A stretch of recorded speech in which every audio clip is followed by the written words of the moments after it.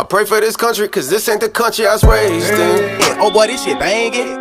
Yeah, I love the way you love me, girl. I love the way you do. Yeah, we could spend some time. I love the time to spend with you. What's up? It's me, Trino. And my name's Adam. Today we're gonna vibe song for a girl again, Shannon. Because Shannon Garcia, girl, we're doing this for you again. We're not gonna stop. That's how we do it. We're unstoppable. If you're loyal to us, we're gonna fuck with you to the end. That's how we do it. That's how we are. That's what runs through our blood. Royalty. Royalty. I was saying royalty for sure, but I was saying realness. I fucked up. I thought I was trying to do something. I'll edit that shit out. Damn, can I ever just have an easy fucking an edit? Like, do I have to do all kinds of shit? I tried it. I'm gonna want this shit. Okay, so which one is this one? This is Burden and Mesus. And this is called American Dream. Ooh, okay. We definitely vibed in before. For sure. All right. And they were fucking vibes. All right, so let's do it. You know it's gonna be pretty deep, so let me get my tears ready because I'm gonna cry. Oh shit, the music already kind of sad. Ooh! There's subtitles.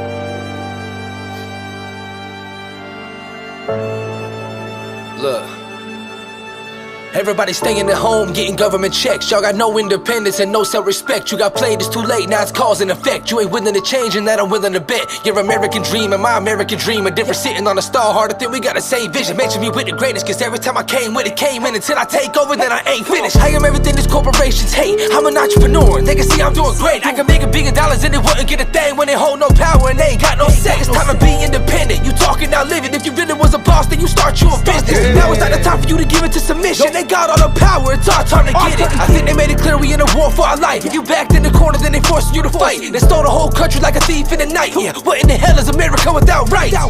It ain't what it is, it'll never be. Only getting worse every damn day steadily. Heard about the peace and the love in the 70s. Never seen with my own eyes, the American dream. Slowly been dying and becoming merely a dream. The man to be seen. We march through these streets, we know that you hearing our screams. American dream. We pay all these taxes, start to relax, and now we all falling asleep. All of you sheep better wake up or say goodbye to the American dream.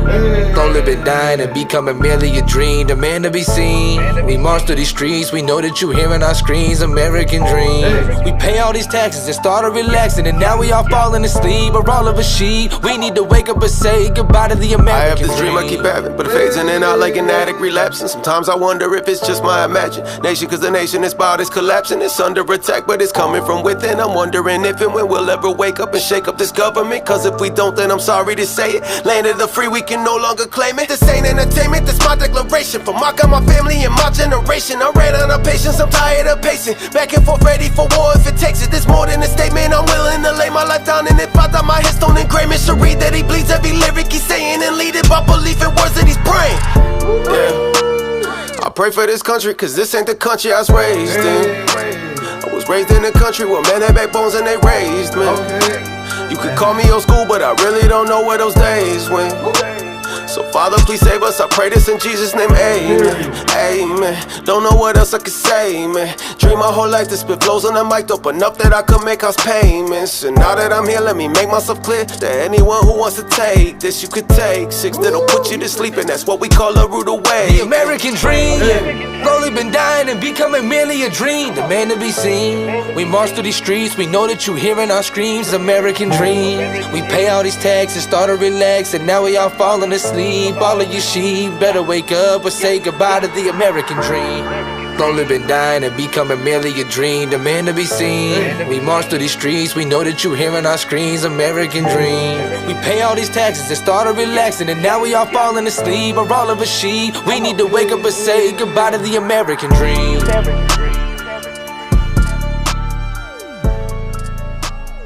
Yeah, this was deep, man. That was deep. But I love how This song was a vibe. I love how they're not just they're just not like, they were just not just trying to send a message. They definitely gave you a cool flow. It was like just the beat was chill, so that I think the message can be more intense. For me, I feel clear. like I trip out on what he says, you know, cause like I think back to when I was younger and Key Sweat. I don't know if everyone knows about Key Sweat, but there was a song called "I'll Give All My Love to You." And how did it go? I'll put a clip right here. Yeah, let's make love.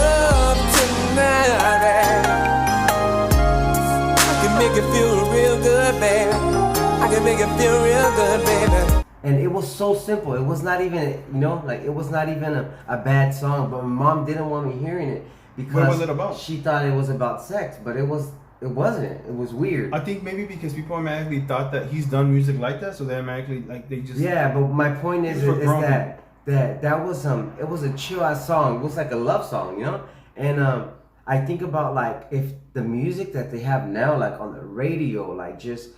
Before you had to look for it, because like you said, it's always been around, It's always been around, but you had to really look for it. But now it's thrown in your face. You can't hide from it. Okay, so I like how you said that because it's true. Back then, we used to just have the TV and the radio, and nobody had phones. Only business people had phones, and you had to be a businessman or a businesswoman. And then, so now I feel like it is scary. My young me with a phone. Oh, I would have fucked shit up. You know what I mean? It would have been such a bad thing. So, it definitely, it makes it so hard for parents because they want phones and the phones, everything's so easy. Everything's you don't even have to find it. It just comes directly to you. You know what I'm saying? Definitely, yeah. And then not even that, but sometimes you could just be talking about something around your phone, and then next thing you know, you start getting ads for it. That's so true.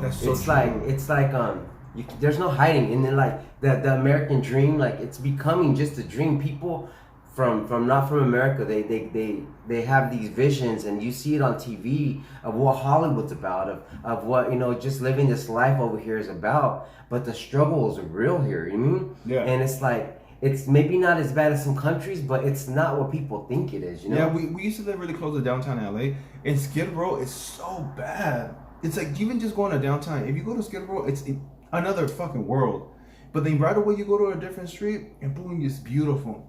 Okay. That's around here too. Oh yeah, we live in the North Hollywood area. North Hollywood is ugly. There's nothing pretty about North Hollywood. What, Studio City? That's not even North Hollywood. North Hollywood is ugly. Pretty. Yeah, but again, that's not. But it's if you're around here, North Hollywood always been ugly to me. I was I never want to live here. But just the sound of North Hollywood, it's oh, it sounds really glamorous. It's not. It fuck is not. You know what I mean? It's not. Even Hollywood, okay, you have to go to the area, so it's not what people make it seem. You have to go there just for business. You mean? Yeah, it's fucking ugly and busy. Yeah. But anyway, so let's get back to the song. Sorry, the song was it was actually a whole vibe, like you said. The beat was, me, that's my type of shit. I like to be able to hear the words and understand them and to feel them for it to take me somewhere. And that took me. You know what I mean?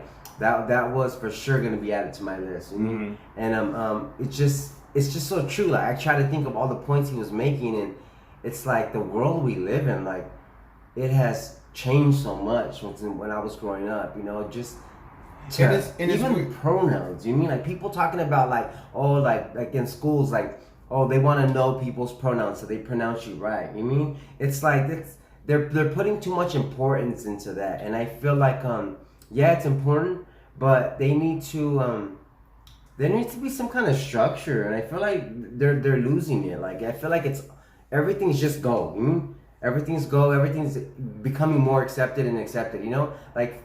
Growing up, there needs to be boundaries. There needs to be okay, so our daughter's 19, and I feel if my daughter was in elementary, around this time, I feel it will definitely affect me. It will bother me, even though I'm a gay man. I still would want it to be I definitely raising my daughter. I definitely just wanted her to see that she had two men that was taking care of her and loving her and protecting her. And we try to protect her. We didn't throw our gay agenda on her.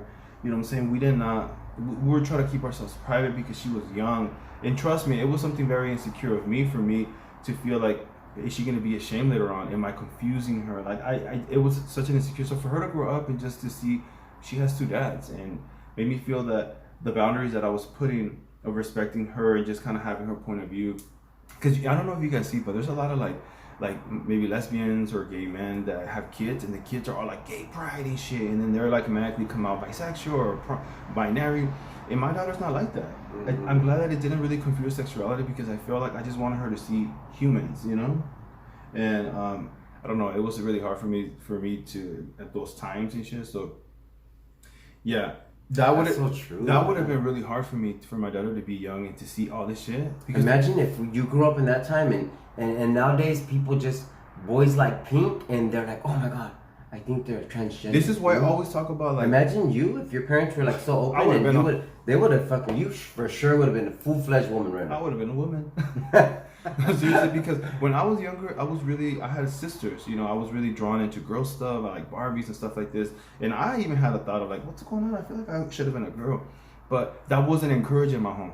You know what I mean? My dad was tough on me, like, and it was hard for me. But the older I got, I thank my dad. I thank him for being as tough as he is, because I love who I am. And it was a moment that I had being around so many women that I embraced. Women made me feel comfortable. Boys were mean. So I'm not a mean boy. Like, I'm sensitive, so that something's wrong with me. But I was just different.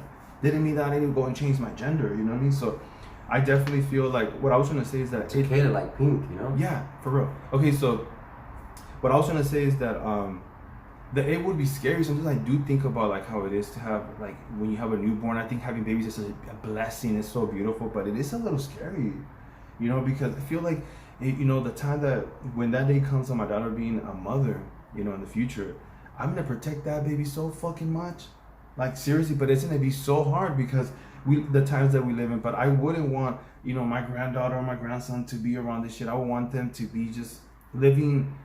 Be present. You know, we work at a restaurant. Sometimes when we're helping families, these kids are on their fucking phones. Like, you went out of your house to dine in and shit and eat. Why? And I feel like the parents do this shit. They're doing this, so they just won't cry, and they won't be bugged, or they won't say they're bored. It's like, this is the reason you went out, so you can kind of socialize and shit. You know what I'm saying? When we go out and eat. Remember that one time we went to go eat, and we were both there, and we didn't have no phones, nothing was with us too. Yeah. And then someone says, I just want you to know that it's beautiful that none of you guys have your phones out. You guys are just talking. Sometimes I'll get it out and I'll be like, but it's about us. I'm not gonna go out and eat and be on Instagram or Facebook or whatever. You know what I'm saying? If anything, I'll make videos of the moment. But we're definitely talking. I think it's a moment of us sitting down and you're dining in and shit. So when I see that, I'm like, what the fuck's going on? And then they're trying, I was like, oh, what did your child want? They're like, Billy. And they're just stuck in the fucking phones. Like, girl, that's an issue right there. I would have been like, motherfucker, I'm talking to you, little bitch ass. And I understand, like, some parents, they want to let their kids have a voice, which that's very beautiful. But to a certain point, like, when it comes, like, come on. Yeah, when you're young like that, yeah, you should have a voice and you should listen to your child. But like you said, to a certain point, the parents that are constantly just, well, he or she wants to be whatever. It's like sometimes I'm really busy and I'm like, all right, so what are the drinks? So I have like fucking 500 tables to get there. Is that what you're talking about? Yeah. You started talking. And then they're like, oh, what would you like to drink? And then they get down and they're like, they're waiting and I'm waiting and I'm looking around like, is this really fucking happening to me? And then they're just waiting. You already know my style. Like, just get her a fucking water. I can come back if you guys need me to. You know? It's just like, I think that, like, I love how parents want to be super sensitive about their children, but it's like, you can't listen to your kids so much because this is what it is. They're kids. They don't really know everything they want. We should listen even to as them. far as like, I feel like we're taking this to another level. I think we're speaking about it because we're parents, and I think that I naturally do get scared when I think about, like, I look at the world that we live in and the way it's so, the school, especially schools. You know what's weird is for my niece and nephews, I'm thinking like, oh my god. They took out God from schools. See that right but there? They like, threw in so many other shit that it's like, why? Just make it school. Just talk about fucking biology and math, science, reading and fucking PE. Make the little fuckers run.